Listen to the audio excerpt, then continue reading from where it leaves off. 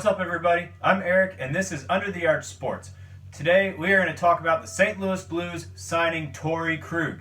Before we begin, make sure you subscribe to our YouTube channel. Also, find us on Facebook, Instagram, and on Twitter. So, the big news for the St. Louis Blues in free agency, they have signed defenseman Torey Krug, formerly of the Boston Bruins. It is a 7-year deal worth $45.5 million. So, a little bit about Krug. He is left-handed. He's a little undersized for a defenseman. He is only 5'9". So, in watching film, sometimes he will find himself just kind of getting overpowered by bigger forwards. If he ever ends up against a defenseman, that's not going to go too well for him. But he makes up for it by being especially quick. And that comes in handy on the power play. With his size and his shiftiness comes an ability to move and score the puck more than a lot of defensemen. In the COVID-shortened 2019 to 2020 season, he still had 49 points. He was 1 point shy of 50, and that would have made 4 years in a row that he had 50 points. Now, Krug is 29 years old. He'll be 30 in April. So he's still relatively young, but he still has a ton of experience. Even at just 29 years old, he's got 7 full years under his belt. So if you look at what he brings to the Blues, well, with Alex Pietrangelo on the free agent market, he fills that spot. He is probably not as good of a defender as Petro, but he is better offensively.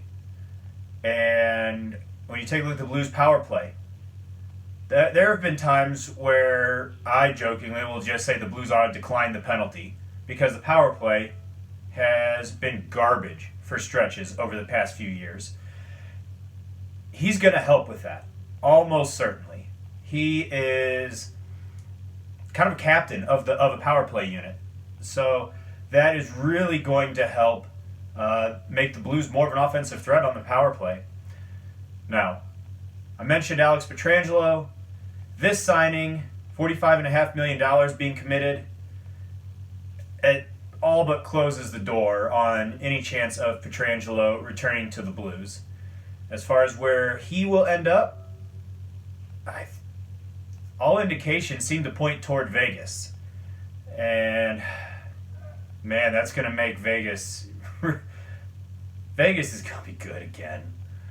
But the Blues are making themselves better. And after the way the return from COVID went, they needed to make a move.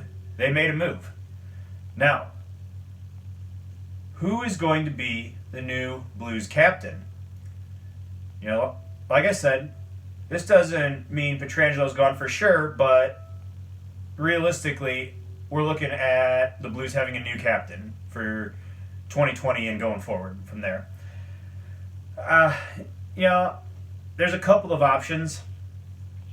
If Alex Steen were a little bit younger and going to be around for more than just another year or two, he would be a fantastic option, but you want to have somebody that you know is going to be with the franchise for a number of years, and given Steen's age, that's no certainty.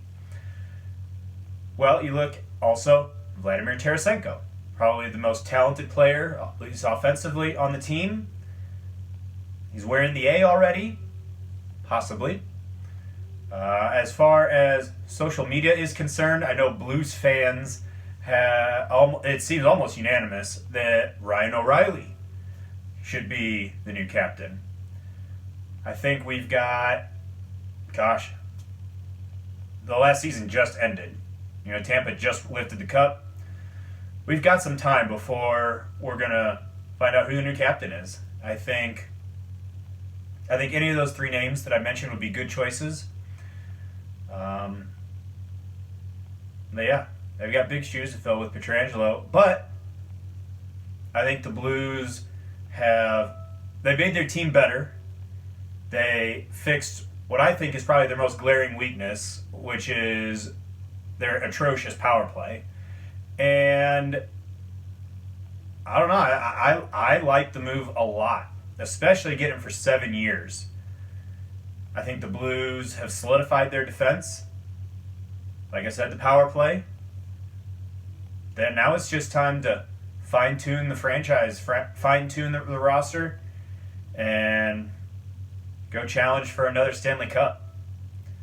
That's it for Under the Arc Sports this time. Thanks for watching.